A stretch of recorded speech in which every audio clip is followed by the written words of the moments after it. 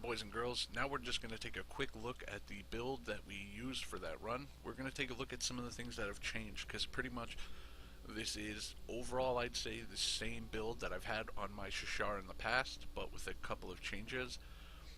One change you'll see is that we no longer have the neutronic torpedo up front. I was just doing this to fit in some more energy weapons. We'll get into why I am actually running 4 when usually I'm running more like 2, maybe 3. So we've moved the experimental proton weapon up front, and we've added the Tetrion cannon in the back. That at the time was pretty much just the only other energy weapon I had on here. I will be changing that out to test out some different ones. Another change is deflector. We've moved on from the 8472 deflector to the new colony deflector. If you've watched me and Astro on his channel on STO Tech Trek, you've seen we've talked about this deflector for a couple of different builds, and it's really nice, giving us a boost to severity and crit chance. Also, we've taken off, a lot of times we use either the Rule 62 multi-purpose, or we use the butterfly console, which is going to give us a crit chance and severity based on our auxiliary power. So we've taken that off and added the tachyokinetic.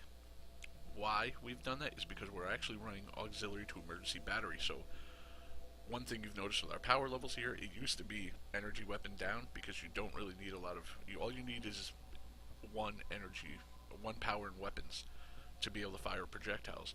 So we used to run our power levels for weapons pretty low and run our auxiliary up. We would also run the space reputation trait, the Nakura auxiliary to offense, but now that we're running an aux to bat, we've kind of shied away from anything there. And we've also put our weapon power, sorry, keep saying that, our weapon power back up, because now we do have 4 energy weapons, so, you know, the harder they hit, just a bonus to the build.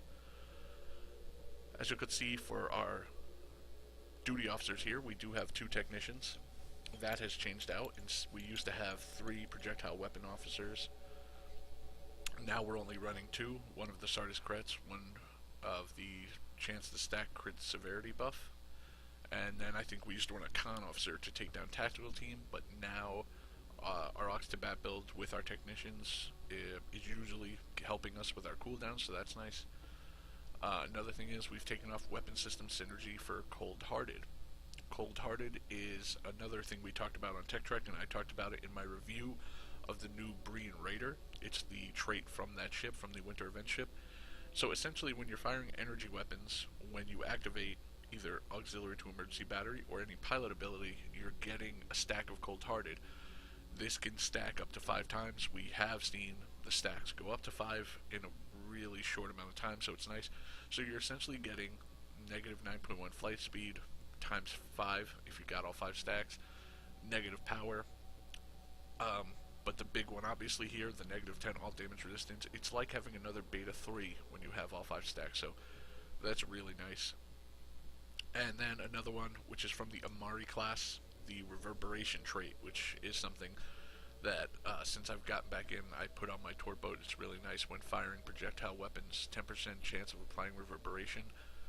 Shield systems offline for 8 seconds, removes all stacks of reverberation, no stacks of reverberation. So, you know, right there, you have a 10% chance of shutting down shields for 8 seconds, and this can happen every 10 seconds that you can start getting stacks of it again. This thing is improved by drain expertise. So, and then station-wise, not much has changed here except for our engineering, where we used to have, we used to run 2 copies of structural integrity collapse. Now we're down to 1, and I think we used to have a reverse shield polarity, and we've had to take those off for our 2 copies of aux to bat.